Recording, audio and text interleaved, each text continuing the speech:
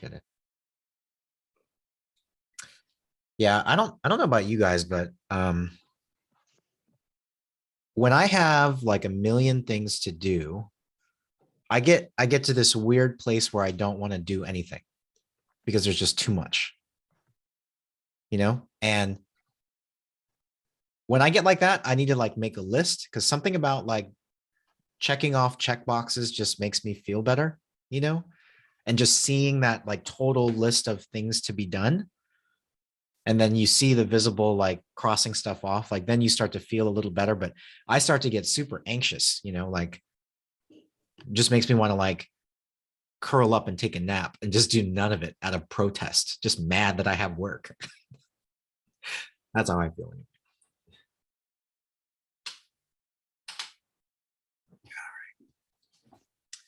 I think sometimes it could be dangerous when you start adding things to your list and then you don't prioritize along the way. Mhm. And then all of a sudden you have this major list that you don't even know where to start. Yes. Yeah, it's funny. A lot of times for a lot of topics, I don't have a strong opinion. Now, I know that seems odd, right? Like Jay's nothing but opinions, but it's not really that. Like I'm just very, very logical. And so I don't have an opinion. I just kind of walk my way through it, like what makes sense. And I prioritize based on what to me sounds very pragmatic. And that's where my conviction comes from. So everything I say, it's because I've experienced something enough times that it's just like, you know what, this is what I see. And that's where my opinion comes from. Like, this is just what I see. So it must be, based on what I've experienced, it must be true. And it's not that I have any personal opinion about it, and that's when it comes to like, the reason I mention this is just like even now, like there's like a million things that I need to do. And it's not in my opinion as to what needs to go first. Like there are certain things that are more important than others. And you just make that list and you think about, if there's certain things on the list that don't get done, what's the consequence for that? And what are the things that cannot be missed?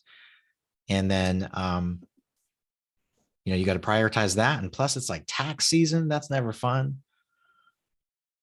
I'm gonna take a nap. Do you find that you work well under pressure though? Yes, but I hate it the whole time, Yeah, me too. Yeah, I'll be up until 2 a.m, like finishing a presentation that's due the next day. But yeah, I think I'll do it pretty well. I'll just hate my life the whole time. Right. Yeah. I can relate to that. I think I'm the opposite. I would just have too much anxiety if I didn't get my stuff done, but that's kind of the nature, I guess, because I've been in program management for a while. I hear you. I think I even though I don't like being under pressure, I need something to pressure me in order to produce results. I found that about myself. And actually, I discovered that in state government because I'm probably way too pragmatic. What I found out in government is I can work 5% of the time, I get paid the same. I can work 110% of the time, get paid the same. Whether I work 5% or 110%, nobody cares either way. That's literally what I learned. And I was in Washington state government for 10 years. And what I learned is that nobody really cared. And that's really sad, and for those of you that have been in government, you probably know what I'm talking about. Like nobody is incentivized to work really hard and you get paid either way because nobody ever gets fired. So it kind of breeds this weird culture of hanging out by the coffee pot and and I learned that I can't do that because what'll happen is if I notice that, then I'll work 5% because it's illogical to work more. Why would I work more? And I don't like that because then you feel like you're like, why am I even here? Like I'm here all day. So instead, I prefer to be in an environment where I would say medium risk, high reward. There is a level of risk, but if you apply yourself, the rewards are totally worth it. And I think that because a lot of people in government, in my experience, they are scared of the private sector because of things like layoffs and the volatility of that. And they'll talk a lot about not wanting to do that. I remember because I grew up in Olympia, which is all Washington state government. And that's all people would ever talk about is that, oh no, you don't want a private sector job. You could get laid off. And it's because they live in a world where layoffs typically didn't happen and nobody ever got fired. Like maximum safety. There's nothing, and you got good money, decent money, maximum safety. That's where they came from. So everything felt like a risk. But what I learned was, yes, there is some risk, but you could also make like 10 times more money. So you just calculate that. Yeah, there might be some downtimes where, there might be some bumps, but you can make like 10 times more, plus feel way more fulfilled. And there's a lot of reward that comes with that risk. But even in government, government had layoffs and, furloughs and all kinds of stuff too. So it's not even, they're not resistant to the economy. Like if the world is suffering, they're going to suffer too. So what really is safety? There's no such thing. All right. So happy Friday, everybody. Really happy to see everybody. Yeah, for those of you that are kind of following the Jay show. Yeah, today's kind of a weird day for me. Like I get like this sometimes where I kind of get in my own head and there's too much opportunity and there's too much at stake. It just makes me want to sleep all day. My wife's like that too. Like when we get super stressed, it's like turn some movies on, wrestle with the kids and pass out on the ground while they're crawling all over you. Sounds pretty good to me. So I am not super productive today. I did nothing this morning.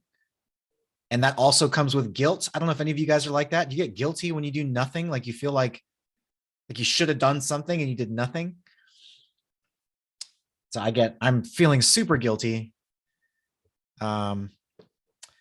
But, and I said this in my video today, I know it'll pass. Like everybody's wired differently, but I'm incredibly emotional, very, very emotional.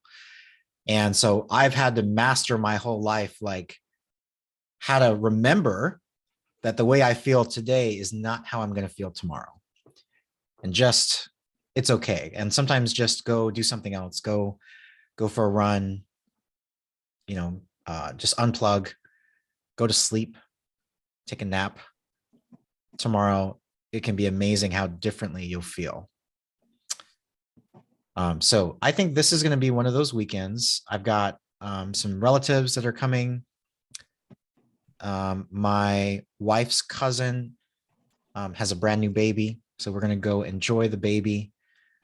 Also reminding myself and my wife that we don't want diapers anymore. That's always a good reminder. I'm not ready for grandkids yet, but my kids are getting older. I've got my oldest daughter is going to turn 20. So it's so weird to think that could happen, she's not dating or anything right now. So I don't think anytime soon, but so weird being a grandparent. What? I just noticed for the first time that I was one of the oldest in my office, which is so weird at Peloton. When did I become the old guy? My goodness. I was always the youngest guy, and then all of a sudden I was the oldest guy. I'm not sure what happened. Anyway, but I get it now because I used to make fun of people that were like, 40's the new 20. I used to hate it when people say that. But I get it now because you know what? I swear I was 20 like last week. Like, when did this happen? All of a sudden I am not 20. Anyway, so yeah, I'm having one of those days. It's kind of a casual day. So I'd love to hear more from you guys because you know what? I didn't feel like working today. I didn't work today. I didn't say nothing. I didn't do anything. I made no progress from yesterday. And I'm going to do nothing tomorrow except play with some babies and probably try to unplug because, and I'll share with you guys because I don't think this is going to be public, but I'm not mentioning like companies or people's names like in the Jay show, because if I ever want to like publish it as like a documentary or something, like I don't want to worry about like getting people's permissions or embarrassing people or anything like that. But That's why I don't mention any names, but I'll tell you guys. So, and you probably already guessed it. Candace already guessed it when I was talking with her. So I'm having some pretty like heavy conversations with LinkedIn. I've been meeting with executives at LinkedIn for the several months here. And I told them, there are certain things I want to do, like mentorship, community. It's so important. And I was talking with one of them about getting funding and like actually doing the startup thing and go get some VC funding and like really try to build a platform that will automate a lot of the manual stuff that we're doing right now, like really make an amazing mentorship platform. And several of the executives were like, well, why don't you just do it with us? And they were like, it was weird because they said that, but then they were like, hey, why don't you do this job? Why don't you do this job? And I'm like, I don't want to do that job. They keep trying to like make me do a job that they already have. And I'm just like, that's no different than what I'm doing now. But finally, I got to a place where he finally was like, you know what? Why don't you just write it up? You tell me if you had LinkedIn's resources, what would you do? And then let's go do it. And I'm like, how cool is that? You know, like, you know, those manual status reports that we keep doing and everybody doesn't like, you know, nobody likes those. But in my perfect world, what I wanted to do is all the things that we're doing as part of the accelerator, right? Like posting on LinkedIn, attending audio spaces, doing mentorship sessions, reaching out and for connections. All of that stuff potentially could be tracked by LinkedIn voluntarily, right? If you wanted it to, and it could auto show like all the work that you're doing. So you don't have to track it. Like it's obvious, like what you're doing potentially, if you signed up for a program of some sort, right? And you could, and it would track, because I envision being able to see and incentivize people for good behavior. So part of my thinking of is, think about it. You go to school, you go get your MBA, you go to college, you do all this work, right? Where is it that you showcase that work? On your resume. All that hard work is a line on your resume, but you show that resume and you are proud of that resume. Now, the modern day resume is your LinkedIn profile. You've worked for some amazing company. You've worked, you got this credential. Where do you show that off? Your LinkedIn profile. That's where people find you. That's where they learn about you, right? I envision being able to show all of your hard work, mentoring, being a community member, sharing, sponsoring, all of those good behaviors also somewhere where someone can see it. So when you go out and you give 45 minutes of your time and you go mentor someone, you're actually getting credit for that. Because I think it's more than just credentials. I think there's a place for people with grit, persistence, and empathy, right? If you could go to someone's profile and see that, it would incentivize people to do it, first off, right? Everybody says, I want to be a leader. And I say, go lead then, because being a leader does not mean being a commander and people have to listen to you. Being a leader is being able to influence people to do the right thing and be the best versions of themselves and encouraging them to do the right thing and actually being able to move a group of people in a direction, right? Like that's leadership. That doesn't require authority. But if you're able to do that to a community, in a community, and in a way got credit for doing that, people could see how much you contribute to the industry as a whole. That's even what open source is about. A lot of people that are developers, that's one way to get noticed in the world is to go contribute to open source software. You don't get paid for that, but you're helping people. You can build a reputation that way, which ultimately can turn into results. It can turn into a job. At Peloton, we hired someone that we found on GitHub because he was contributing a lot to open source software. And we're like, this guy's great. So we reached out to him and ended up hiring him. So I feel like there's a way to incentivize right behaviors, to open source these behaviors so that you can show the world by your efforts that you're contributing to the industry, you're mentoring and you're building people up. And I think if there was a way for us to get credit for that, more people would do it.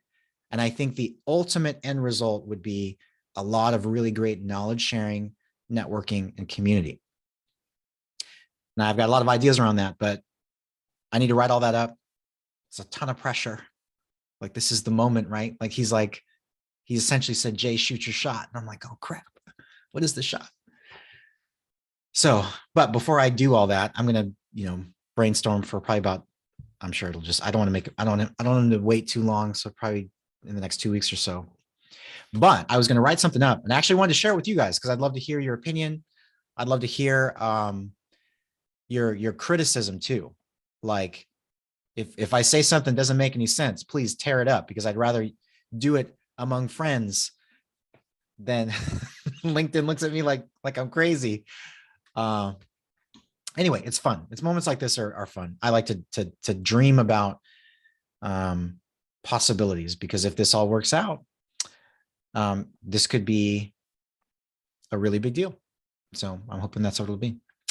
All right, got some hands up. Netta.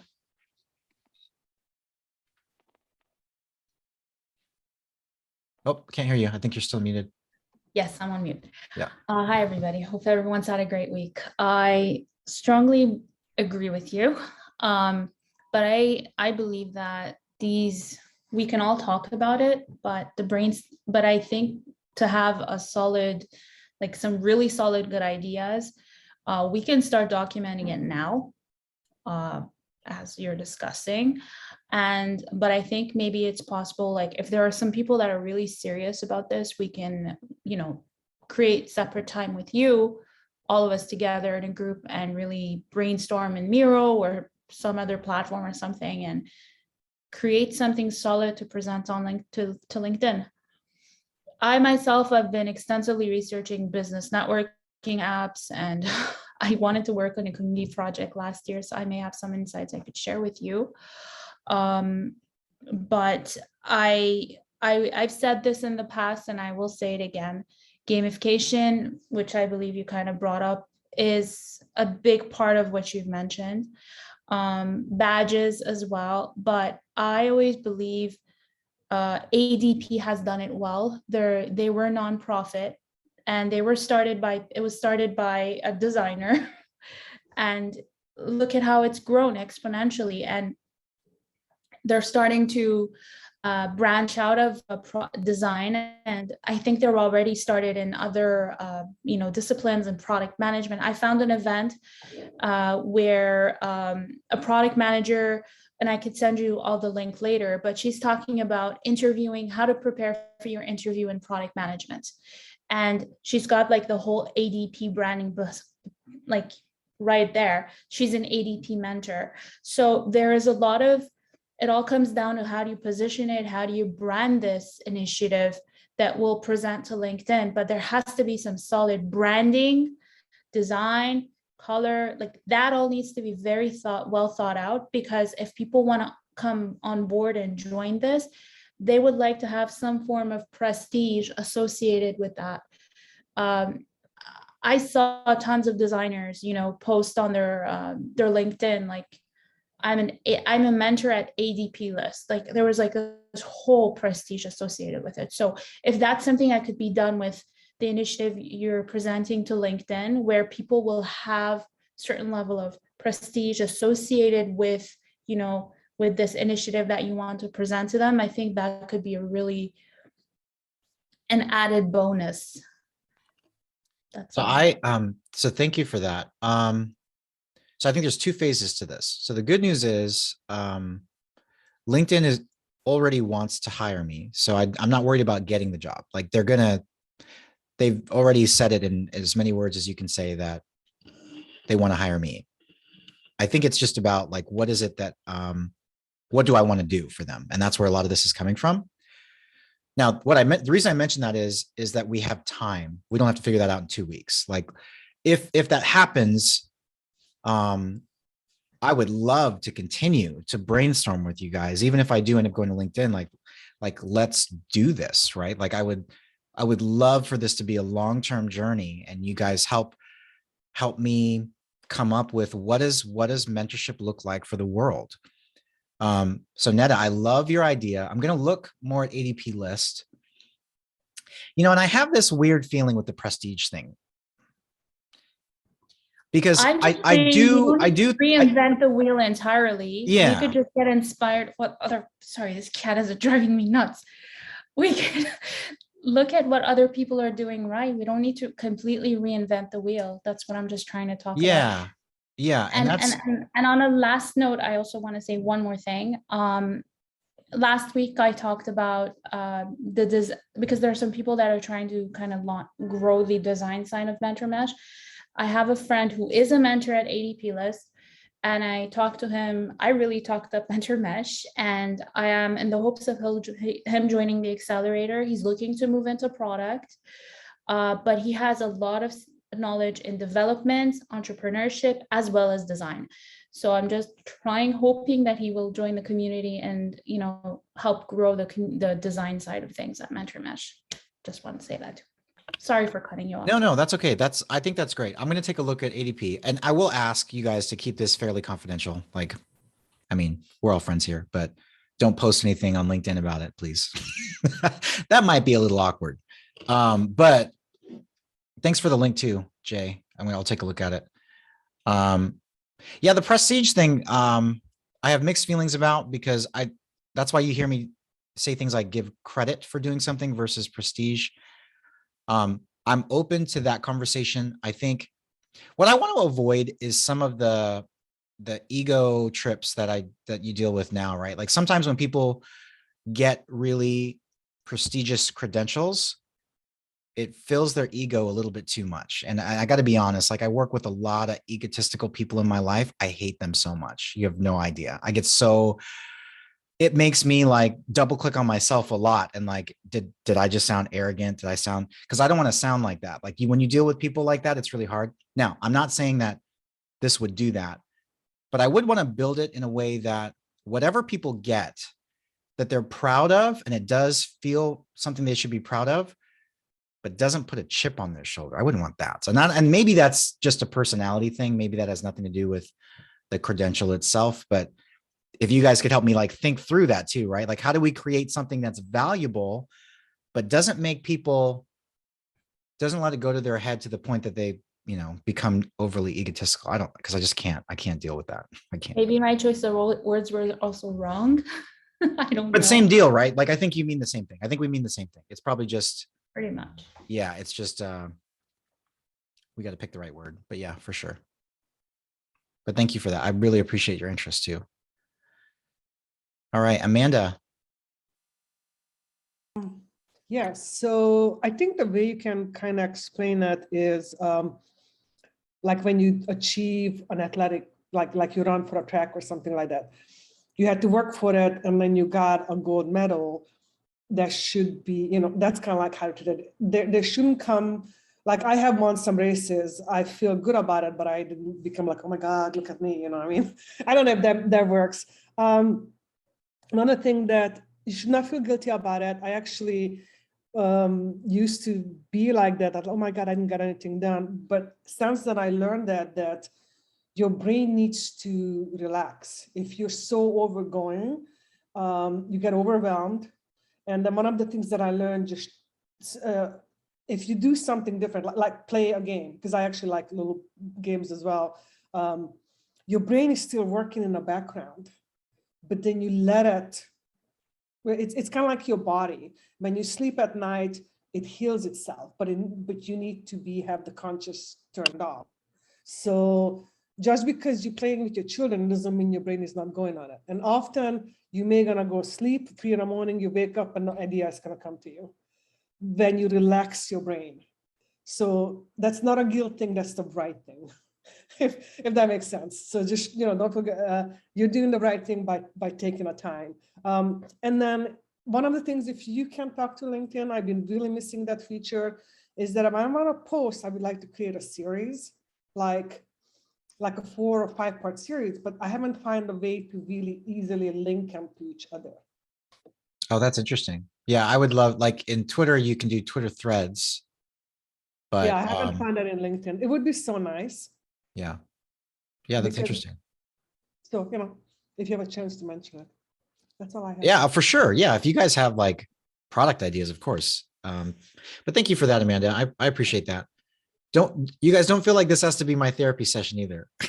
but we're here for you. And I'm doing okay. I'm doing okay. I just need a nap. I deal with the same thing as you. So, And as I saw some other people's the same way. So, I learned from it, and if I help you and others, that's great. That's very cool. Thank you, Amanda. Sure. Candice, what's on your mind? So I am just curious, I can clearly see all of the advantages to you sort of taking Mentor Mesh and going with LinkedIn, right? They have all of the resources, they have all the things that can, the infrastructure that can help, really blow it up. But what are some of the disadvantages to doing that? Like, one of the things that I think about too is sort of, I guess, the ownership of it, obviously, like even compensation, equity. So what are some of like those maybe downsides to doing something like that? Yeah. So that's a very, very good question. The downside is politics, bureaucracy, and pace. Anytime you join a big company like that, they don't move fast. Like, very rarely. Like, it's going to be slower. Which is one of the reasons why my main concern that I spoke to them about was autonomy. Like, I don't want to get there and then there's like 14,000 roadblocks. Like, the reality is I will always move faster by myself or as a smaller company. That is always going to be true. Here's the balancing act though. And I've talked a lot about this. I've got 4 kids, so you have to, for me, I have to balance, how can I achieve my goals without missing my daughters growing up? For me, if it was 100% me and like I was a single man, oh man, you better believe I'd be out there getting VC funding and out there doing it. That's me, 100%. But I know what that'll mean. So imagine I do that, right? I go pitch VCs and they say, okay, Jay, here's $50 million. They are going to be on me.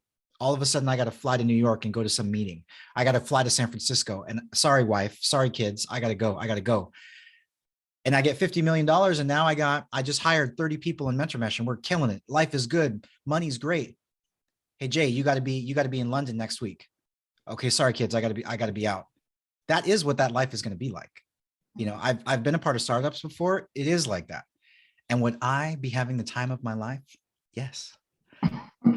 But my wife would hate me. My kids wouldn't see me and I'd be stressed, because when you are the owner of your own business, now those 50 people that I just hired, they depend on me to go to that meeting and kill it. Because if I don't get that money and I don't get that funding, I got 50 people that just bet on me.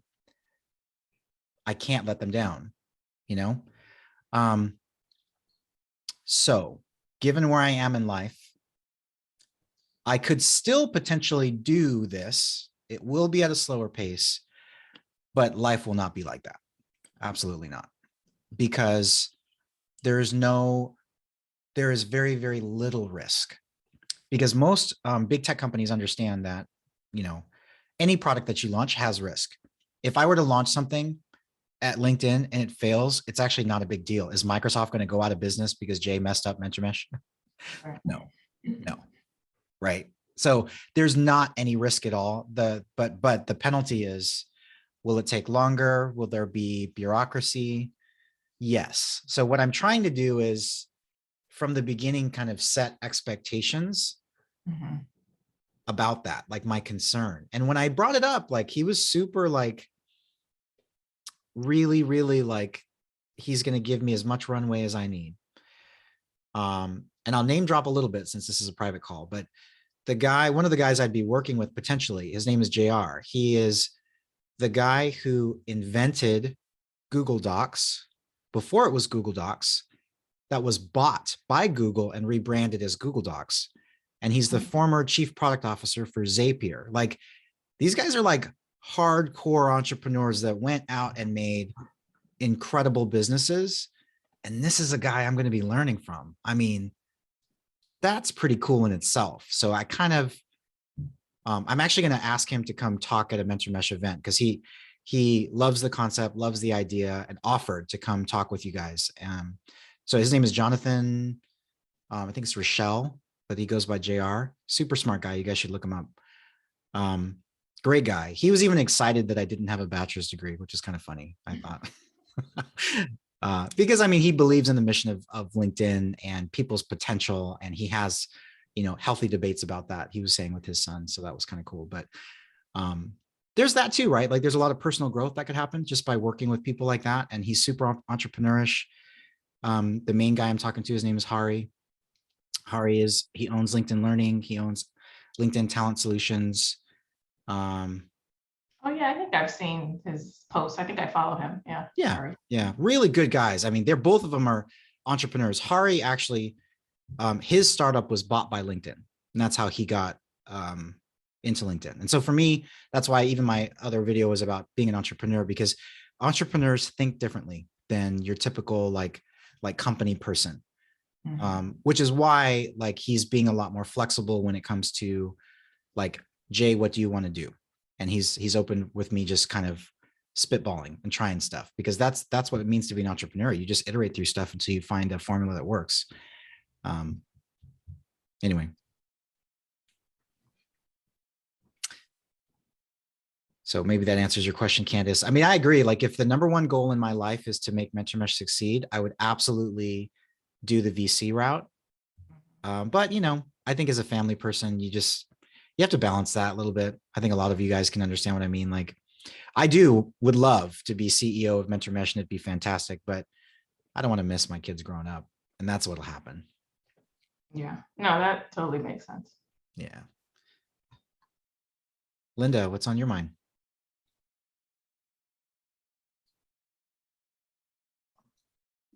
So as it relates to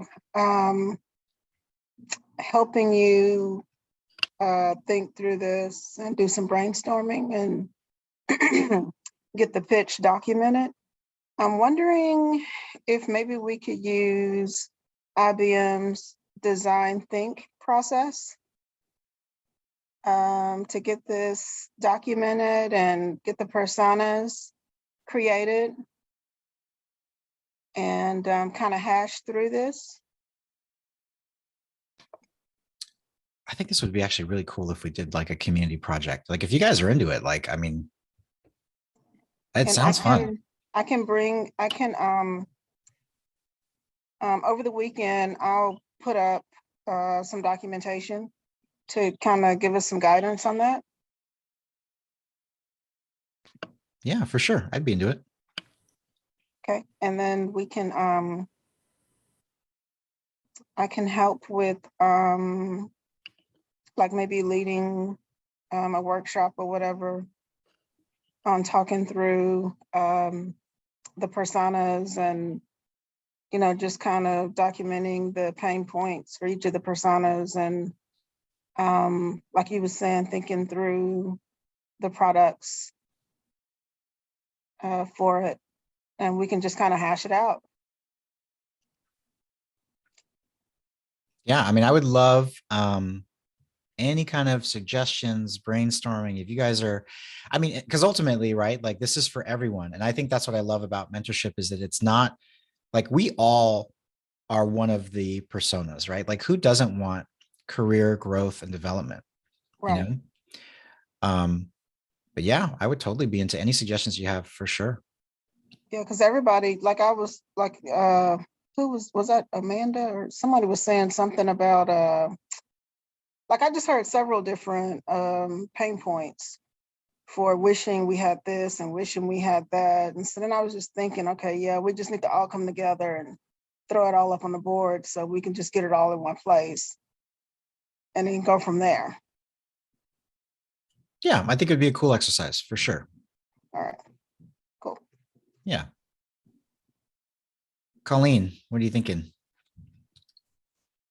So I'm a verbal processor, so this might not necessarily come out super well formatted, but yeah, I had a similar thought process as Candace in terms of yeah, how to, because MentorMesh to me seemingly is like affecting culture. Like there's a whole element of MentorMesh that really is, it's not just about receiving, it's also about giving and participating and kind of like snowballing into, once I have this opportunity, these are the things that I'm focused on and like want to really be able to give to others from a position of power that most of us aren't necessarily in that space right now in terms of still being job seekers in tech in general or a specific aspect of tech. So yeah, it'll be really interesting to see how everything kind of comes about, because LinkedIn to me has always been more of the like platform where it occurs, not necessarily like how like it's like the vessel that's allowing people to really participate and get more involved and connected. But yeah, MentorMesh to me has always had a little something like distinctive of utilizing the tools that are at their disposal, but not necessarily there's something distinctive about MentorMesh. I can't quite put my finger on how to best to describe it, but so how to navigate it and still allow that organic nature of MentorMesh to exist, even in the global spectrum that is LinkedIn or Twitter or all these other job platforms. Because I'm aware of a ton of other organizations or consulting firms that are saying, hey, like we'll help you land a job, just give us like 5 to 10% of your salary over a course of time.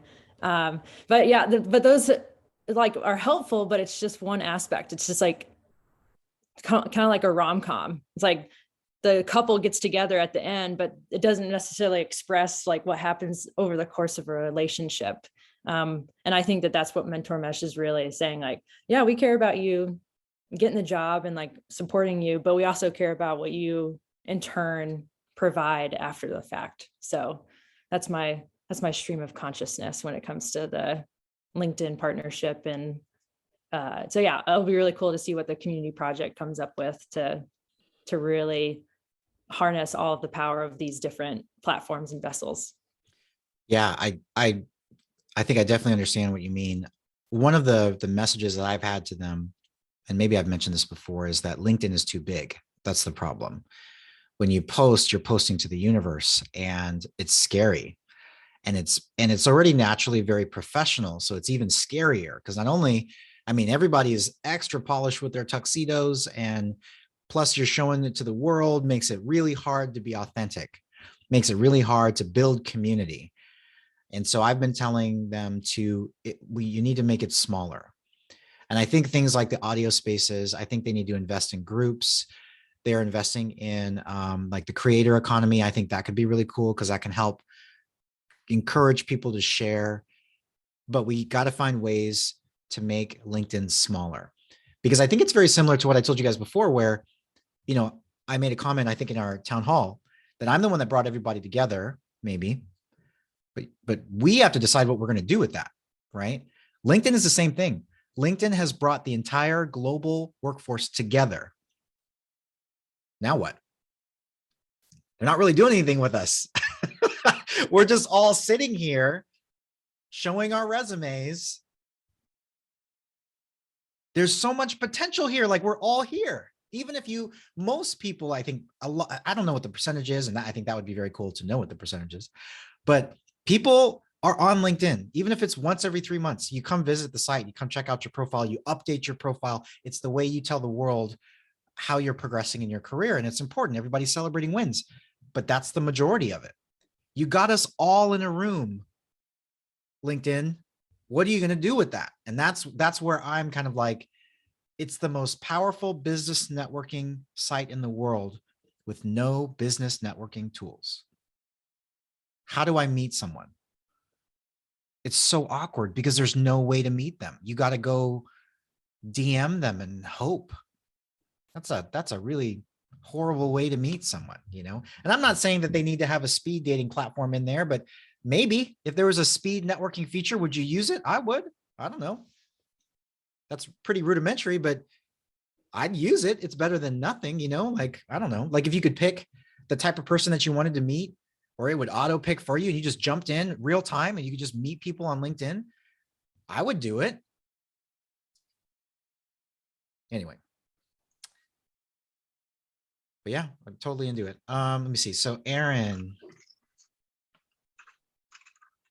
Yeah, I was curious what you were thinking about, like the reward system component and like thinking that through, because I'm just thinking of badging components for wellness activities for the Salesforce and employees, and that's tiny compared to like what this would be, but also be impactful enough that like companies recognize that achievement, right? And then how do you get those companies to recognize that achievement as a thing is another hurdle.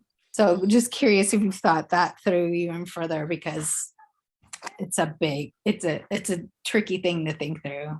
I've definitely thought about the first thing you said, like the badges meaning nothing. I've definitely thought about that because I think the badges mean nothing. I think when you go to LinkedIn and you take all these courses and you look at someone's profile and it says they took all these courses, what does that mean? Let's say you took 400 courses on data science. Does that mean that you are a qualified data scientist? No, it actually doesn't mean anything. Like I'm struggling with that. Like it doesn't mean anything in my mind anyway, very little. It means that maybe you took a course and I don't know if you paid attention to the course, and most of the tests, if there's anything, they're not hard tests. So what does it really mean? It just meant that it means that you are interested in data science. That's what it means. It does not, and that's not going to make me as a hiring manager hire you. So I'm with you. Like these, whatever it is that you earn has to mean something. And I think going back to even what Netta said about prestige, which I don't hate that word, I don't hate it, but it has to mean something. Like, let's say you did get a badge, but that badge meant that you have influenced, and however we define influence, you've influenced hundreds of people. You've had dozens and dozens and dozens of one-on-ones. You've had some level of regularity in what you share and X number of people that have benefited from what you've shared. Like there's something that what that would show is work. What that would show is effort, right? Like when you see somebody that to me that's got a PhD or an MBA or even a bachelor's, one of the things I would take away from that is it takes a lot of commitment to finish something like that. It does. You can't just casually get a PhD. That person worked really, really hard. So it says something about their level of commitment. And I think that is super valuable. So I think initially my thoughts with any kind of awards is probably more like leaderboards or just something that quantifies effort, because I think it's very hard to say if somebody is qualified. I think that's really hard. Or to say someone is intelligent, that's relative, or smart. Like that's really, really hard to measure. But I can measure how much work you've put in. I can measure the number of people that you've helped. I think there's ways to quantify that, which could be very cool. Because especially if you're junior, you can't offer me experience because you don't have it. I'm looking for your excitement, your passion, your 110%. If I'm convinced that you're going to put the work in and you're doing it, and I can see it, you've got this badge that says you've put X amount of time into this and it's quantifiable, right? Because you can have one-on-ones on LinkedIn and it doesn't need to record the session, but it can record how long you were on there. And maybe there's a way to designate it as a certain type of one-on-one, like a mentorship one-on-one, right? You have it on LinkedIn. You can track whether or not you've attended audio spaces. So that means you might be an active community member. I think there's things we can do to quantify somebody's work, how much effort they've put into this. And having badges around that, I think could be valuable because that speaks to your work ethic and determination. And I think there's, a lot of value there. But I'm with you, like just getting like you take a HR course and you get the badge, like it's a checkbox thing. Like it's nice, I guess, but it's not going to have any material impact on your career. But yeah. Hey Jay, what's going on with you, man? Did you have a chance to talk to Shane? Yeah, we're having coffee next Monday, Jay. Awesome. Very cool. Thanks. And there's another guy I want you to meet. These are all my Singapore connections. There's another guy, his name is Mark. He's like head of something important for Stripe. Since you guys are all in Singapore, I want to connect you. Yeah. How's How's it No, going? I just have a few. I've been thinking about this for a while, especially when it comes to LinkedIn. I think we know that we have been using LinkedIn since first day. Being in a position that super active user on LinkedIn and then somewhat got an engagement and got a job out of it, right? I still think there is a lot that needs to be done for LinkedIn. If you look at the product life cycle of LinkedIn, it's almost at the maturity level. And if no one does anything about it, it could go into a decline. If you could just do an exercise right now, right? Assuming 23 of us in this room, if there's a better app out there today, would you use it? I saw some nods. Would you try to use it?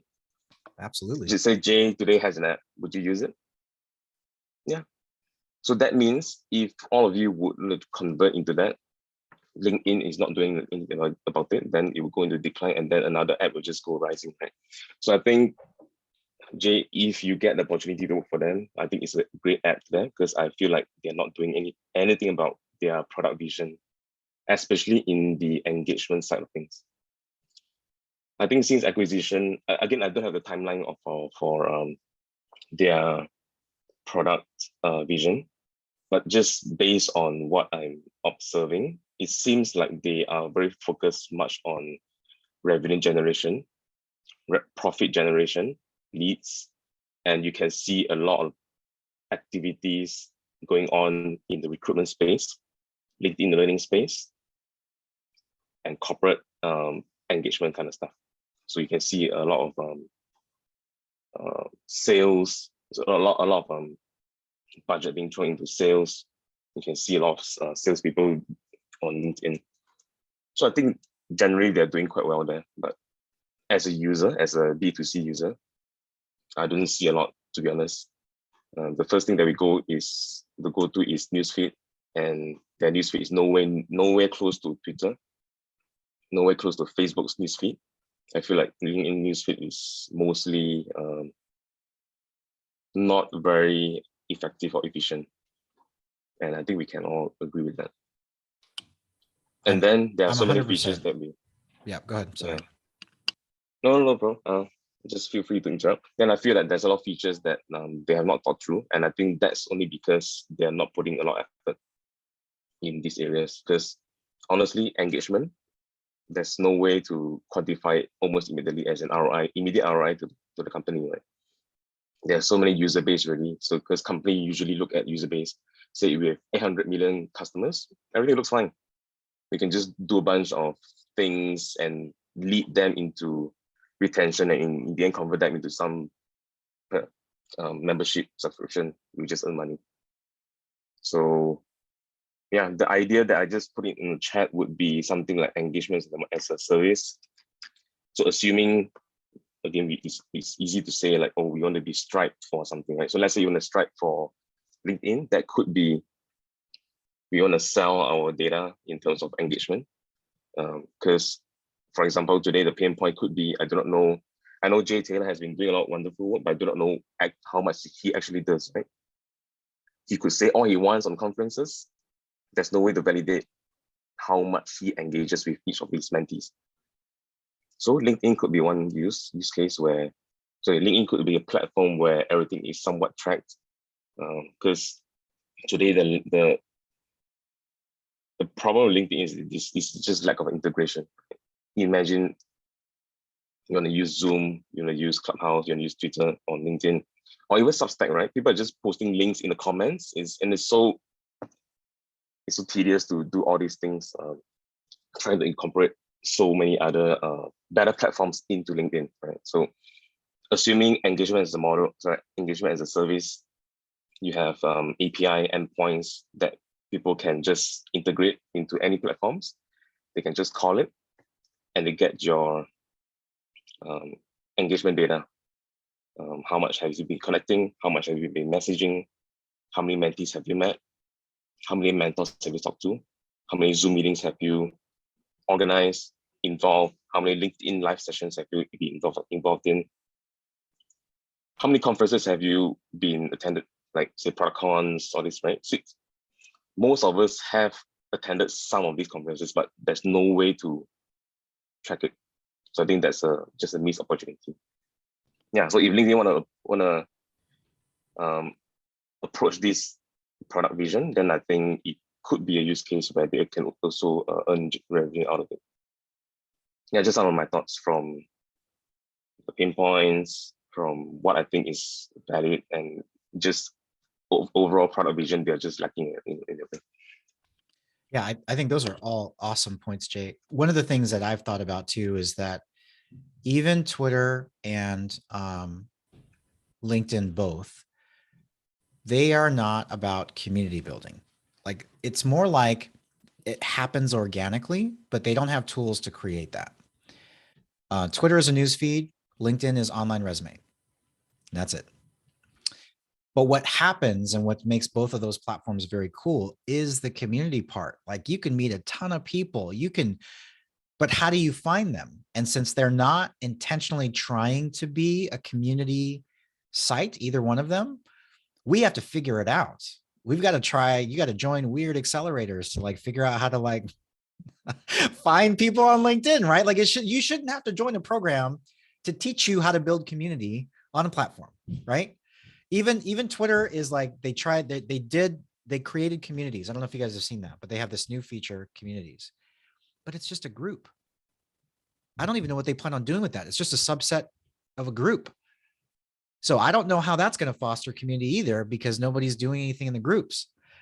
But like, there's no platform out there that is actually focused on helping people connect with each other. Even most of them is just about only sharing.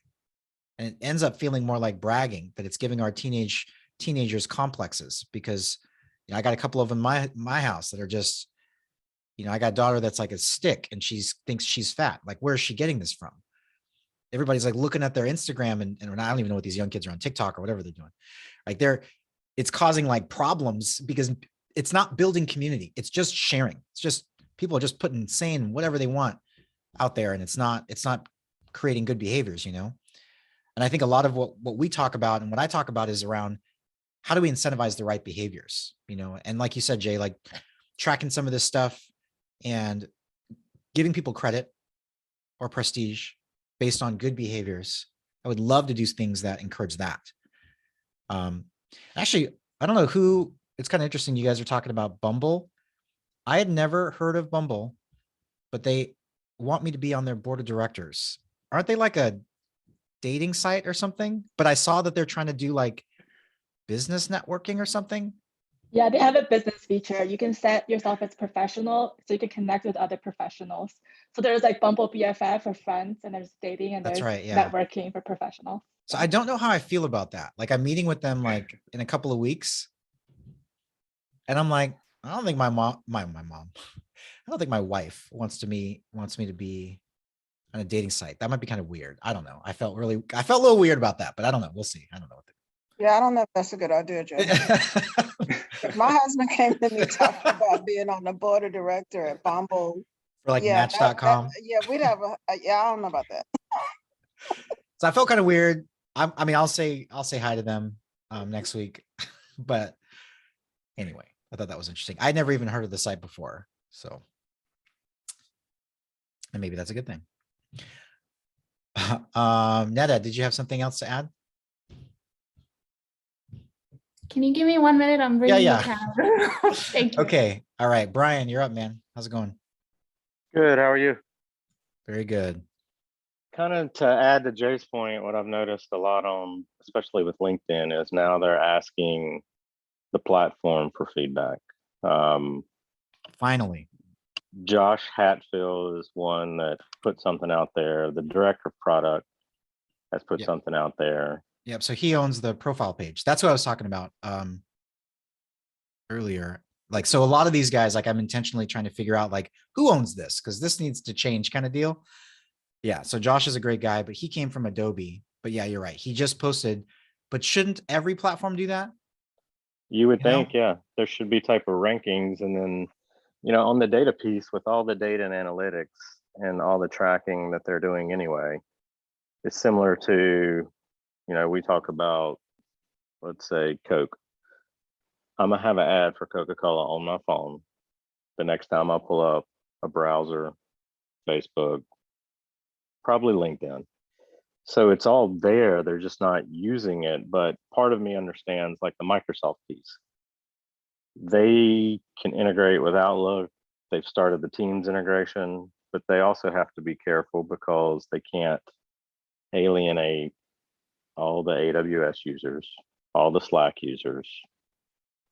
So it's kind of a catch-22 for them. But I agree to your point of it's not really any type of community. To find people, you either have to pay for Navigator, or you have to basically know how to type keywords for searches, and then you're still pulling people with that title.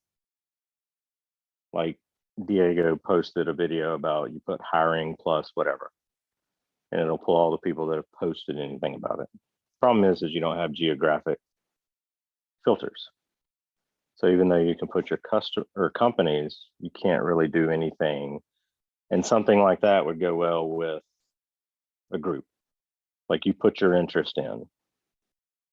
You can search for jobs that way, but you can't join a community based off of those same filters that can pull jobs for you, when it could easily just seems like it could pull like-minded people.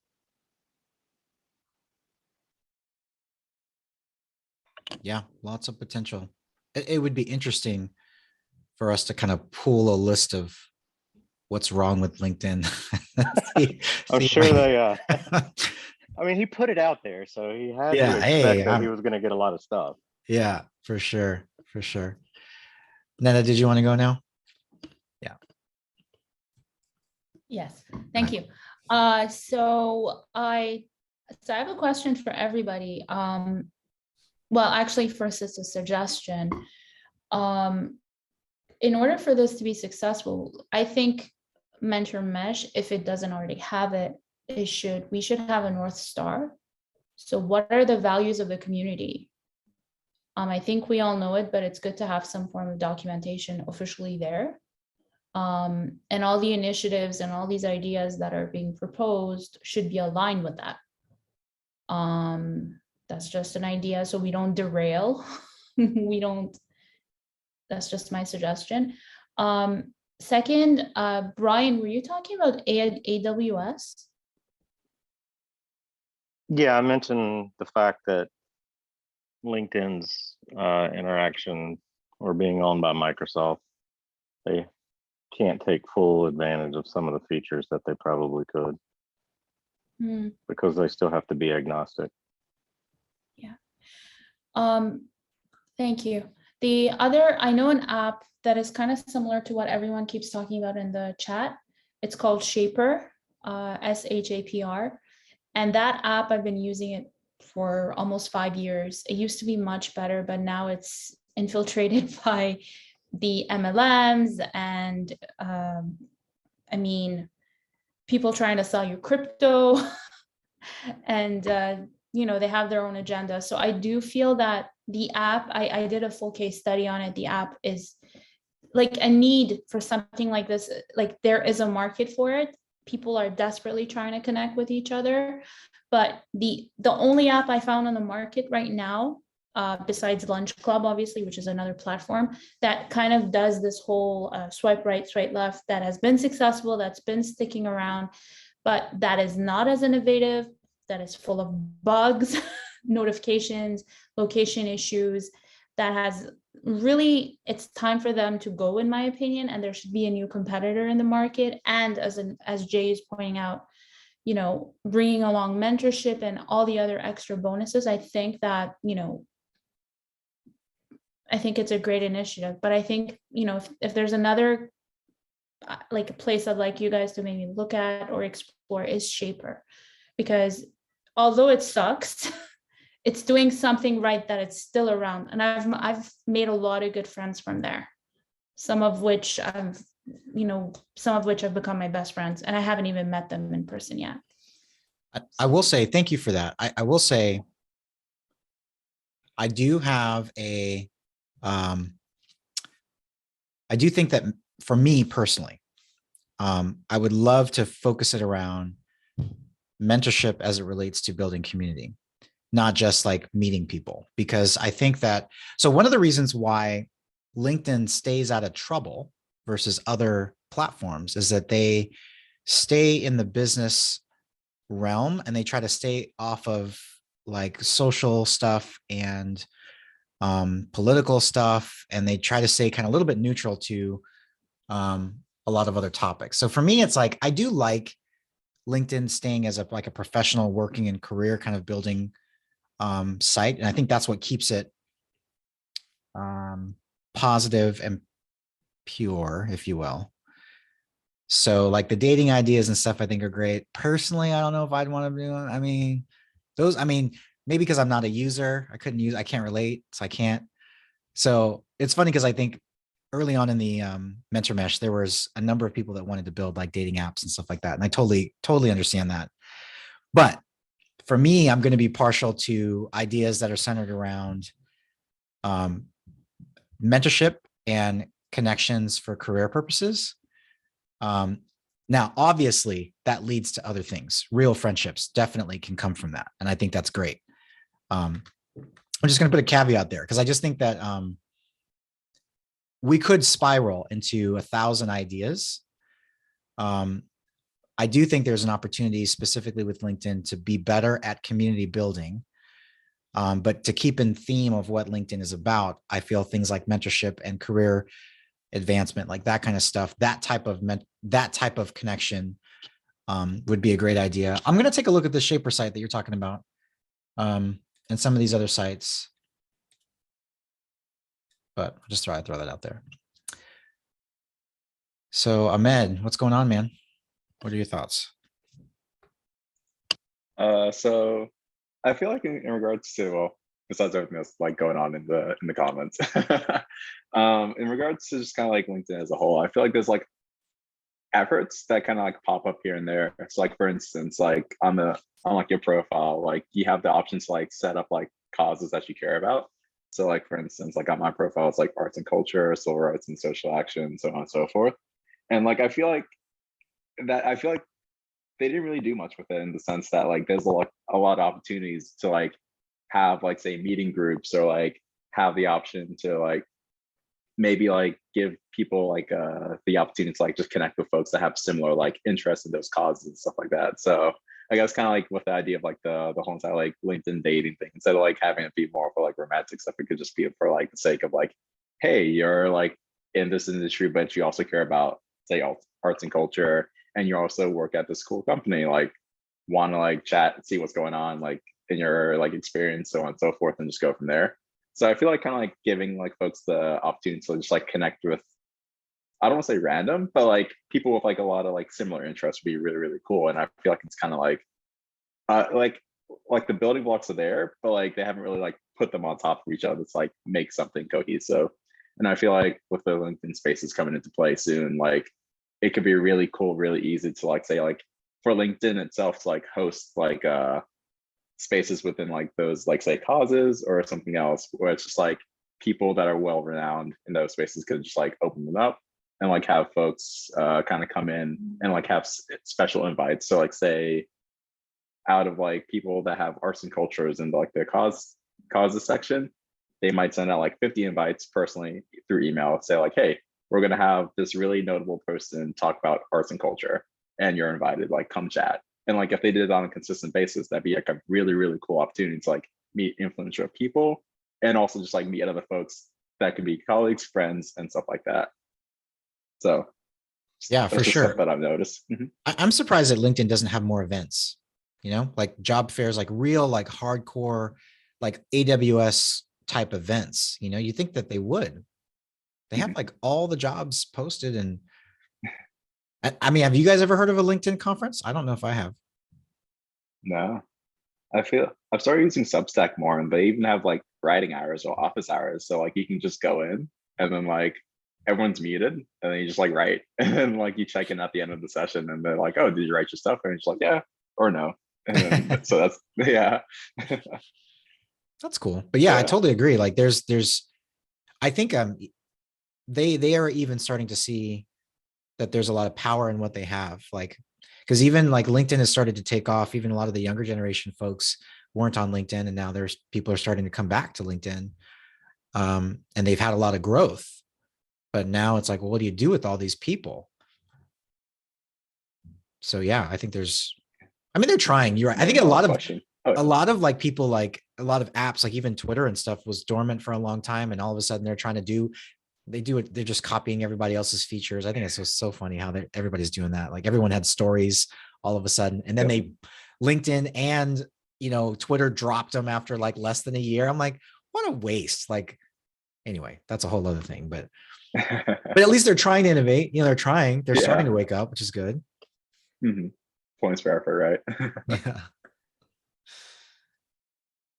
Hey, Candice, what do you think? I was just gonna say that I think the timing for something like this is good because of COVID. I think COVID has changed like workplace culture. And I've even seen that change on LinkedIn in terms of what people post. I think people are being more vulnerable, more transparent. You're not just seeing about the wins, you're seeing about the struggles as well.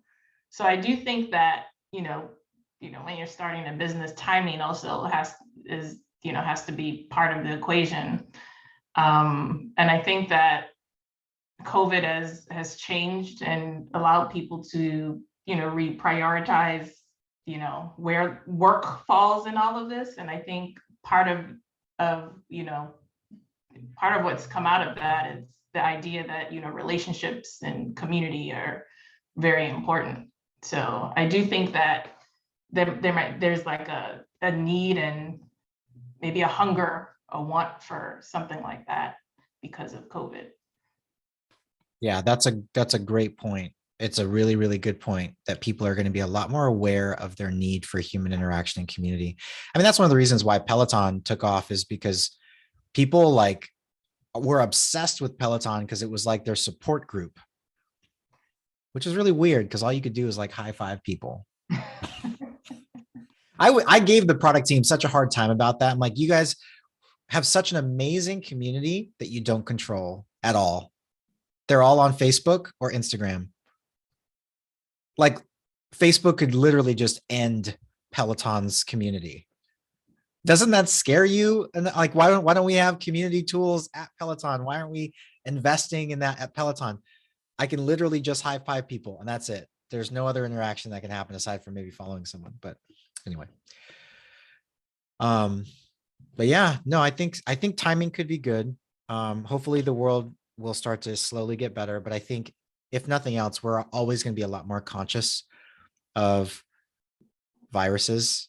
So I think I could see the world kind of always being in and out of lockdown, hopefully out more than in.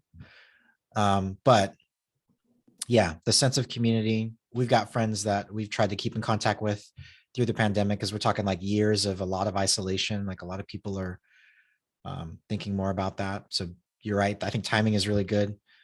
I think from a tool set perspective, LinkedIn has all the tools. You can do video conferencing, you can do live streams, you can do audio rooms, you can chat, but how do they create a cohesive tool set that encourages community, encourages networking, encourages good behaviors? So yeah, I mean, I didn't know that this is what today's session was going to turn into, but I'm really excited that you guys had a lot to say about it. Yeah, and if whatever thoughts or ideas that you have, I would encourage you to write them down, like put them in like a Google Sheet or something, or it's not a Google Sheet, Google Doc, and share them with me. I mean, I would love to take your input, or if you guys want to have some What's your discussions. email? What's that? I'm working on it. What's your Okay. email? My email? Yeah.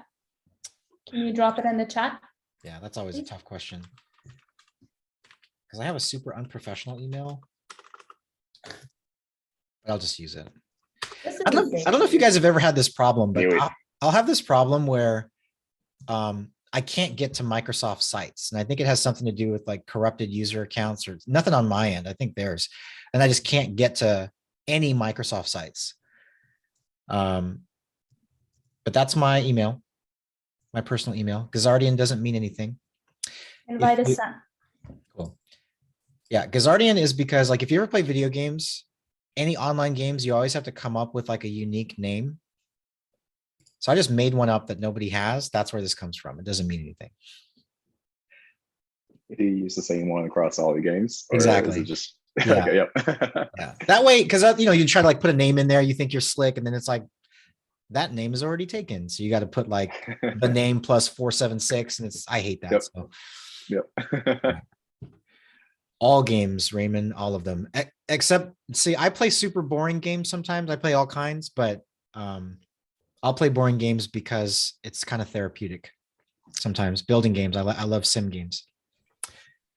All right, so we've already gone over. I really appreciate you guys giving me a little bit of therapy today. I am definitely in a better mood today than I was before the call. So I thank you for that.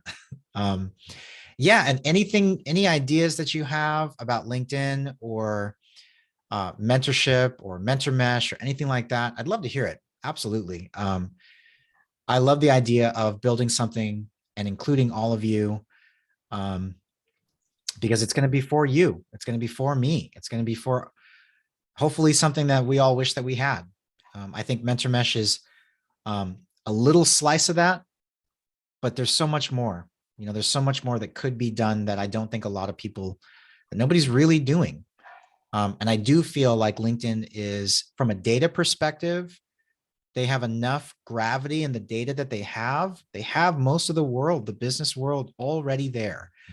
So there's a lot of potential opportunity. And if we can come up with something really cool, I mean, we're talking about making a difference in the world and the way that information is shared, the way that they connect. I mean, it is global scale. Like, that's pretty cool. Can you imagine launching a program or something and like tens of millions of people are using it and seeing the benefit? Like the feed that we see just in you guys doing your status reports makes me really happy when I see it. And I hear the revelations and the mindset changes and the way people are benefiting when I have the one-on-one sessions with you guys. That gives me a lot of energy. Can you imagine seeing that like on a global scale, people changing the way that they think, helping each other, leveling each other up, getting rid of, ridiculous gates that shouldn't exist, people getting options and opportunities that they didn't have before. I think that it's worth trying with LinkedIn.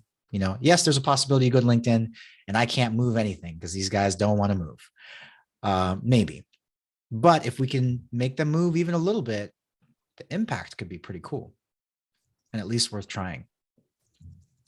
So I was going to close it out. Amanda, do you got a final thought for us? Just a quick question. Yeah. With privacy, can we and should we create a Slack channel for that, or you don't want to move it to Slack because this is a private conversation in this meeting? I mean, it's not private to you guys, so I'm open to having a Slack channel if you want to talk about it there. Yeah. The only thing I would ask though, like, please don't share with the world outside of this team details, right? Like, I'm not too concerned because, I feel like a lot of whatever's going to happen with me and LinkedIn will happen in the next month because I kind of want to move. I'm just testing the waters to see what they're willing to do or not do. But yeah, just don't post about it on LinkedIn would be nice. And then, but us as a team, I don't mind us, talking about it, of course. Yeah, because in our private channel, in our Accelerator, create a. Yeah, for sure. Yeah, we could do that. Then we can collaborate. Yeah, that would be great. Actually, that's a really good idea because then you can share if you have docs or even random ideas and thoughts. Because I think that's another thing I'd love to bring is to say, this is what people are also saying, right? So it's not just me. I'm actually even thinking about inviting them to one of our town halls. They've already talked about JR's talked about wanting to come and just participate. I'm sure a lot of the LinkedIn folks would love to come and meet you guys. So I think that could be very cool too. All right. Well, it was great to see everybody. You guys definitely lifted me up. I feel a little bit better. I might not have to take a nap this afternoon. So I appreciate that. I hope everybody has a good weekend. And yeah, if you need anything, reach out. So Bye, Jay, everyone. You too. Thanks, everybody. Everyone, well, thank you. quick question, Jay. Yeah, Can I put design think information on Slack? yes, of course. Let me create a channel and then I'll invite everyone. Yeah, I was gonna ask you what channel. Okay, great. Okay. Thank you. Yeah, sounds good. Right. Thanks, Okay, bye. Linda.